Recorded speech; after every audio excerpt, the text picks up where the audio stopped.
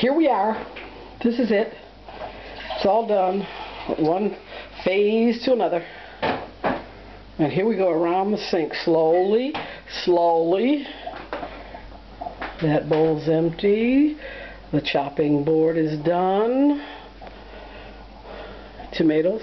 Tomatoes? No, no tomatoes. We didn't use any tomatoes. And we move over to the large pot. And in this pot we have the 2 pounds of sliced bacon fried, crispy. And we put the 30 ears of corn, a cup of flour, but the cup of flour goes in right after the bacon is rendered till it's crispy, and then we stir that into a roux, and then we dumped in the kernels and meat and milk of the 30 ears of corn.